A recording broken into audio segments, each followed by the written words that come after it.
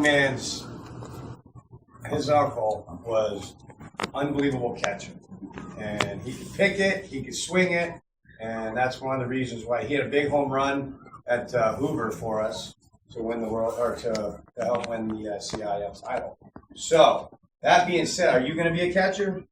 Or are you going to be? What are you going to play? What position? Pitcher. That's good. That's all right. We'll teach you. And did you know that Mr. Kleber was a catcher?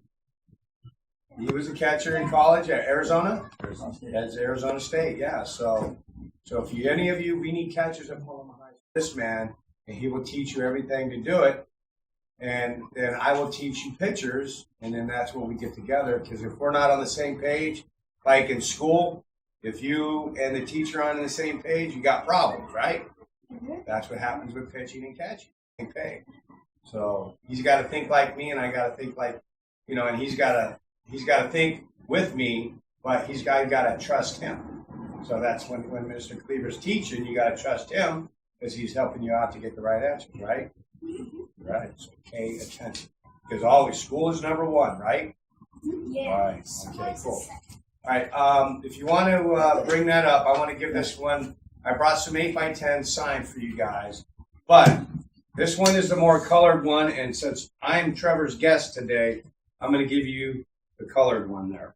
And then there's a couple of these I have to. Actually, I got to sign all of them, so I'll sign them all in front of you as we leave. As we come there, but you get that one already pre-signed it all there. But we'll do that, all right?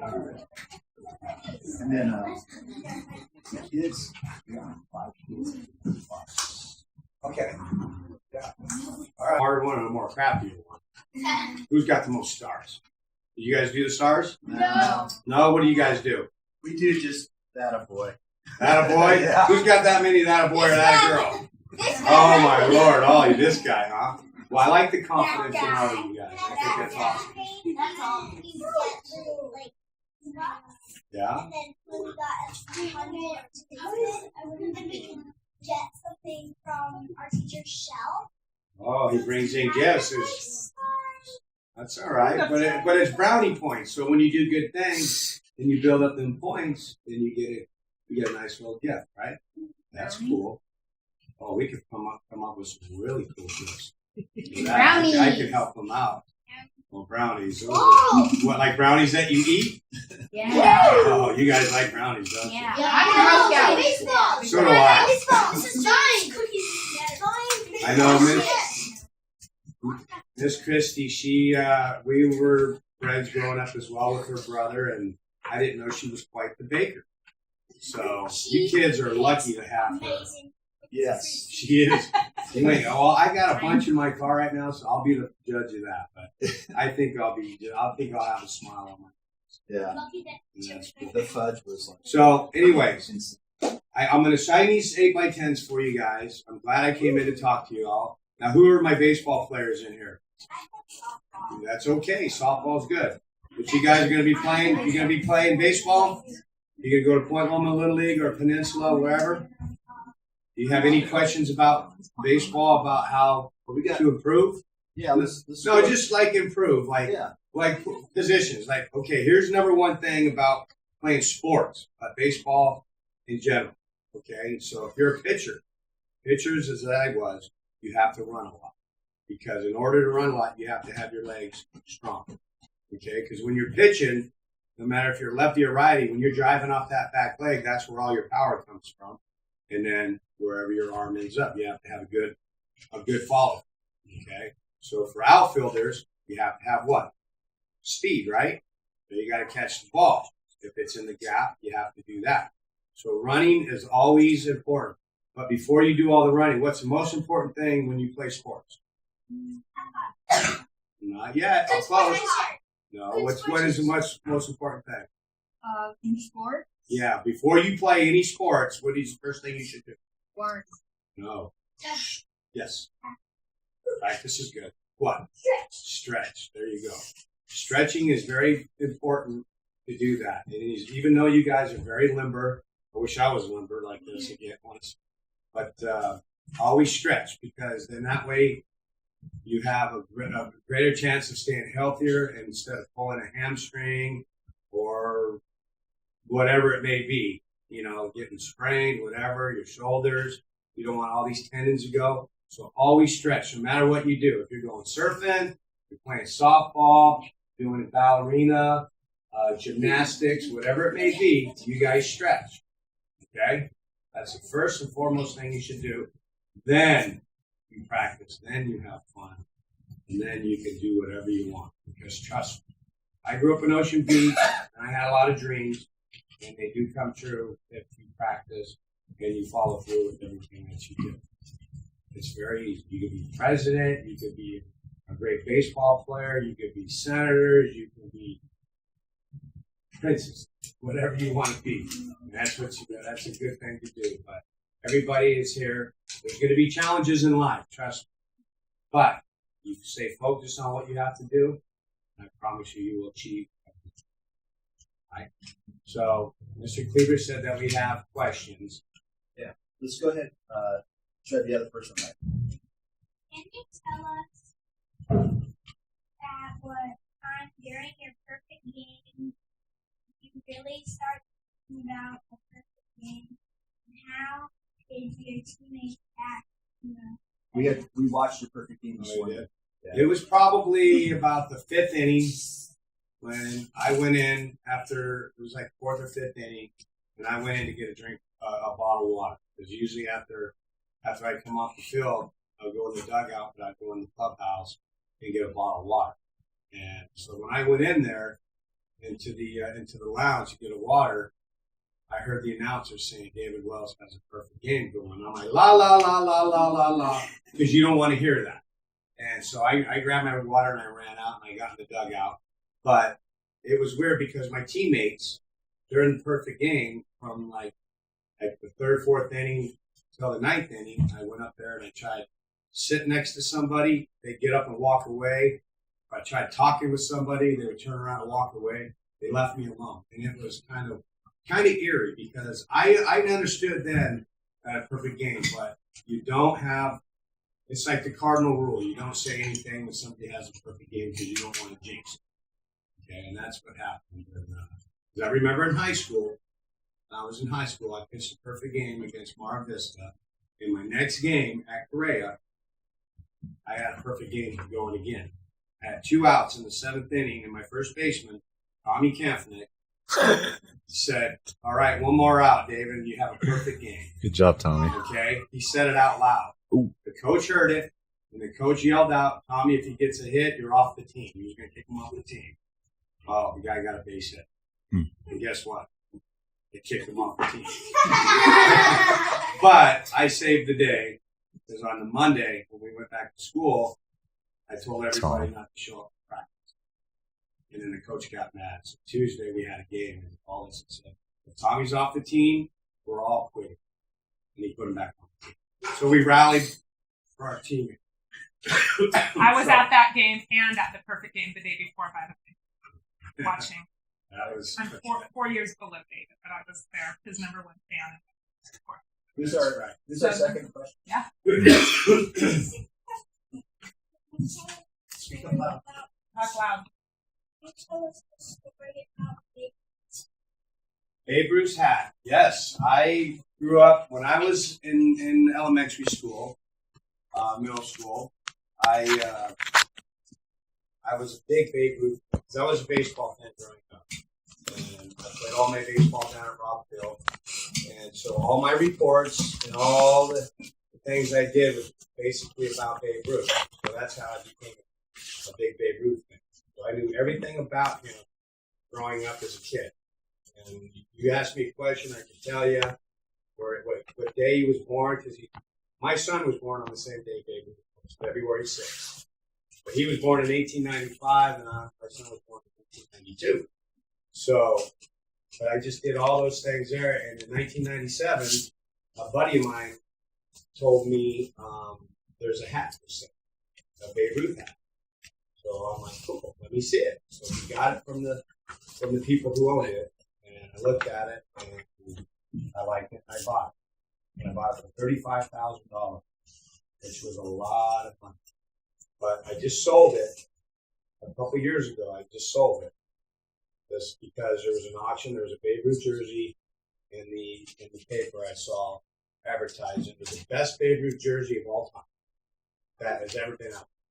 So I said that would complement my hat. So if somebody didn't buy the hat, they would buy the jersey. They would bid on my hat, and I ended up making a lot of money. In fact, my wife took that money and bought a condo in Florida. That's how much money I made from that sucker. But yeah, so that's what I did with that hat. I saved it for 15 years and sold it and bought a house. So that was pretty cool. Is that the one you wore in the game too? Yeah, and I wore that hat in a game against Cleveland Indians, and Joe Torre, my manager, told me not to put it on. I wasn't going to listen because I'm putting it on no matter what. I put it on the first inning. I got out of the inning. He told me to take it off. When I took it off, Cleveland Indians kicked my butt. I got taken out in the third inning. So it was a little bit of, I don't know, it's superstition, I guess. But yeah, it was a curse, and I got cursed because I took it off. I think if I would have pitched with it on, I would have been.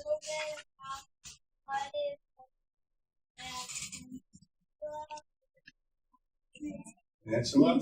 Well, Peninsula back in the 60s, it was in the late 60s, early 70s when I was playing down there. And there was a ton of kids. I mean, there was no video games. We didn't have, the only thing that we had was pinball machines. And that was it.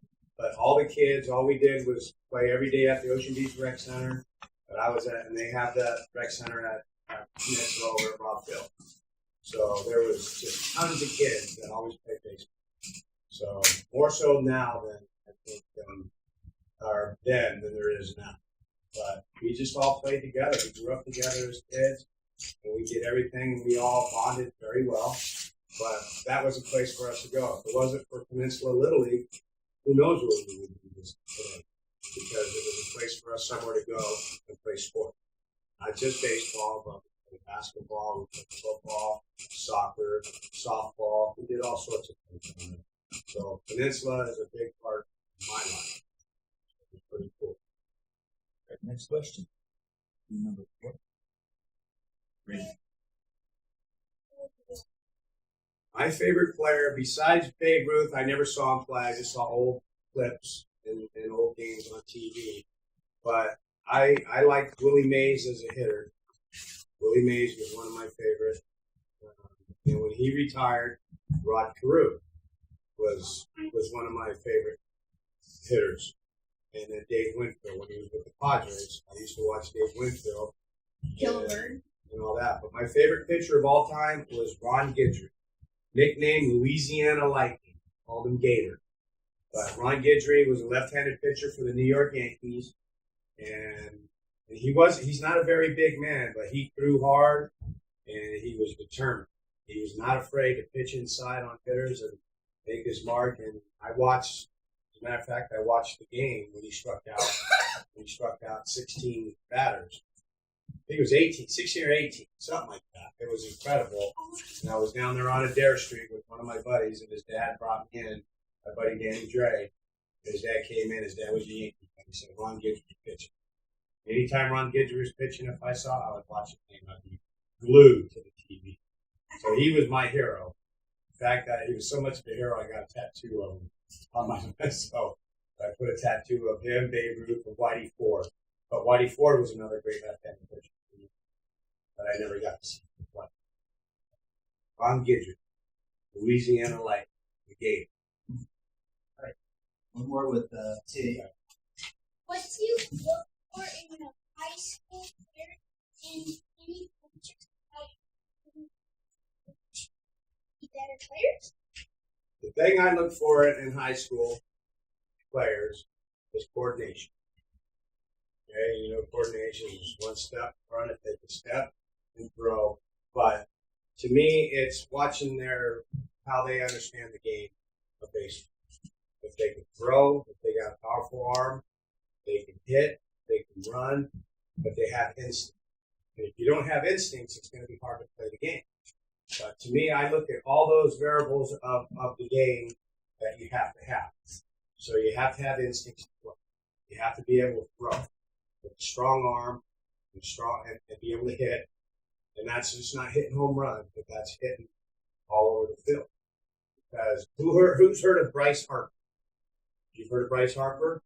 Okay, he came out of high school and pretty much went right to the big league. Had very little time in the minor league. But he was considered what they call a five-tool player. Okay, this guy just had. He could run, hit, throw, but he had amazing instincts in the game, and that's why he's in the major leagues right now with Washington National. And you don't find those guys very, very much. It's a rarity. So most of the times, if you get drafted, you go to the minor league, like I did. I went to the minor league. That was professional baseball, and you just work your way up the ladder to do that. But for me, and most important, I look in a high school player as if he is a teammate, if he's a good teammate. If he's a bad teammate, he's not good for the team. And that's where you have to talk with them and try to get them to understand. Because nobody wants a bad teammate, right? Nobody wants a bad student in the class. And sometimes you find those, and it's up to us coaches and teachers to pull you aside and try to get you to gel with everybody else. Because we want everybody to get along, but there's no there's no I in team, so everybody plays together as a team. And that's what I look for in the complete package.